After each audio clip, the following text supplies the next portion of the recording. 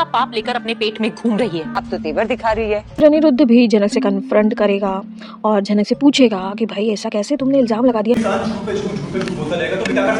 मैं सबूत कहां से लेके आऊं अभी? मुझे ना एक बात समझ में नहीं आ रही है अनिरुद्ध, तुम शॉर्ट टर्म मेमोरी लॉस हो। उस लड़की को पकड़ पकड़ के चिपक रहे थे तुम खुद ही कश्मीर में, जबकि जनक ये नहीं चाह रही थी। अपनी बीमारी का नाटक कर करके तुमने कश्मीर में कांड किया है एंड यू डोंट रिमेंबर। ऐसा कैसे हो सकता है? और तुमको याद ही नहीं आ रहा है, वो बार बार बोल रही है।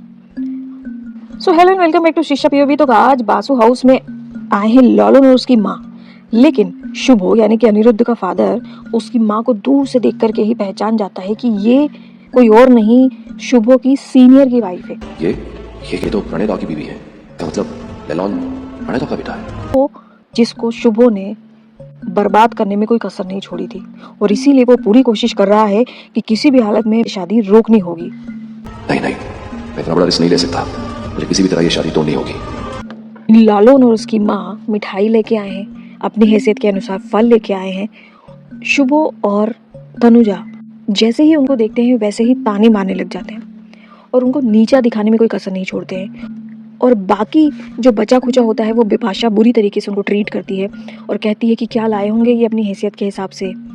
लेकिन कहीं ना कहीं लॉलन और उसकी माँ को ये पता है कि ये तो होना ही है वहाँ पर। वो इन सब चीज़ों पे कुछ रिएक्ट नहीं करते हैं, लेकिन जब बात हद से ज़्यादा बढ़ जाती है तब लॉलन रिएक्ट करता है और कहता है कि हम जब से आए हैं आप बेवजह हमसे बातें कर रहे हैं। आप बड़े घर के हों या हम छोटे घर के हों, लेकिन बेवजह किसी का अपमान करना ये कहाँ की बात होती है। वहीं शुभो अभी भी डरा हुआ, उसको लग रहा है कहीं वो ये बात ना बोल दे कि उसका जो फादर था लालून का, वो एक वकील था, और अगर वो वकील था तो वो बात निकलेगी और निकलेगी तो बहुत दूर तक जाएगी, क्योंकि शुभो तो उस औरत को पहचानता है यानी कि जो लॉलन की माँ है। लेकिन लॉलन की माँ शुभो को नहीं पहचानती है, उसने नहीं देखा है शुभो को और ना ही वो नाम जानती है, या तो फिर शुभो का पूरा नाम जानती होगी जो ऑफिस में चलता है। और मैडम झनक जो कल एकदम आंधी तूफान लेके आई हुई थी पिछले 2 दिनों से, धरती फाड़ करके उसमें से चिंगारी निकालने वाली थी, आज वो चाय बना रही थी, नाश्ता लेके आ रही थी। और ये बात देख करके विपाशा को गुस्सा आता है, तनुजा को गुस्सा आता है, लेकिन उनके जो दादाजी होते हैं वो मना करते हैं और कहते हैं कि देखो मेहमानों के सामने बदतमीजी नहीं करना। बहुत प्यार से उसकी माँ कहती है कि देखो हम लोग ज़्यादा छोटे से घर में रहते हैं हम लोग, और आप लोग वहाँ आ नहीं पाते, इसीलिए हम लोग यहाँ पर आए हैं।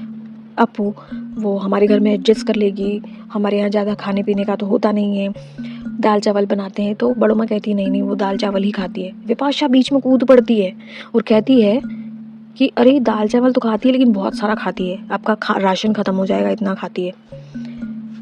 और इस तरीके की बहसबाजियाँ चलती होती हैं। तो वहीं पर अर्शी बहुत दुखी है और बहुत ज़्यादा दुखी है, अपने कमरे में बैठी हुई है। तो तनुजा, विपाशा, लाल वहाँ जाते हैं, उसको कंसोल करने की कोशिश करते हैं और साथ ही साथ उसको ये कहते हैं कि देखो ये लड़की कभी भी साबित नहीं कर पाएगी कि अनिरुद्ध ही उसका फादर है।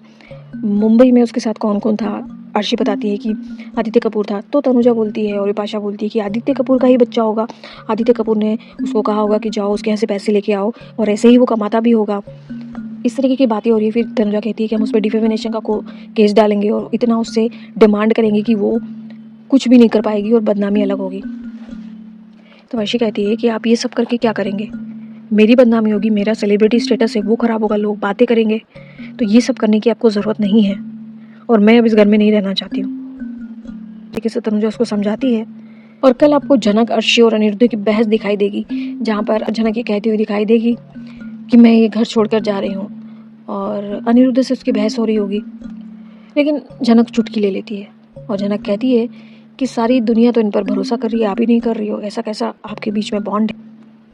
और अनिरुद्ध भी जनक से कन्फ्रंट करेगा और जनक से पूछेगा कि भाई ऐसा कैसे तुमने इल्ज़ाम लगा दिया। मुझे ना एक बात समझ में नहीं आ रही है अनिरुद्ध, तुम शॉर्ट टर्म मेमोरी लॉस हो।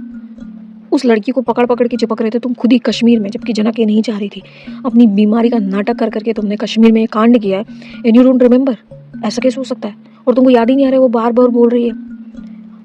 आगे क्या मेकर्स दिखाएंगे, जब एक हीरो को इतना बदनाम कर दिया, अब वो हीरो एक्सेप्ट भी कर लेगा तो वो हीरो थोड़ी कहलाएगा, वो तो कावर्ड है जो वो चीज़ों को एक्सेप्ट ही नहीं कर रहा है।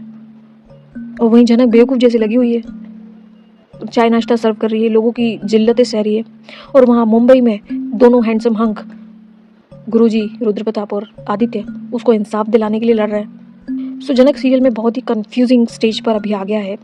जनक को कुछ पता नहीं है वो क्या करेगी, अनिरुद्ध को कुछ याद नहीं है कि क्या करेगा, आदित्य को समझ नहीं आ रहा है कि जनक चाहती क्या है। रुद्र प्रताप को ये गुस्सा है कि झनक उसको बिना बताए बोल के चली गई है। तनुजा, शुभो और विपाशा को ये गुस्सा है कि ये यहाँ पर क्यों आके रह रही है। शुभो को ये डर है कि कहीं लॉलन की माँ उसकी पोल ना खोल दे, और अनिरुद्ध को ये डर है कि कहीं मेरी पोल ना खुल जाए। सो इट्स वेरी कंफ्यूजिंग इन झनक। सो अभी 2-4 दिन तक तो यही नाटक चलने वाला है, जब तक कि पुलिस उसको अरेस्ट ना कर ले। पॉसिबिलिटी हो सकती है कि पुलिस अरेस्ट करे या ना करे, क्योंकि ऐसी खबरें आ रही हैं कि झनक को पुलिस अरेस्ट कर सकती है। सो आपको क्या लगता है, प्लीज़ कमेंट बिलो। वीडियो अच्छा लगा हो तो लाइक कर देना, चैनल अभी तक सब्सक्राइब नहीं किया हो तो सब्सक्राइब कर देना दोस्तों। Thank you for watching.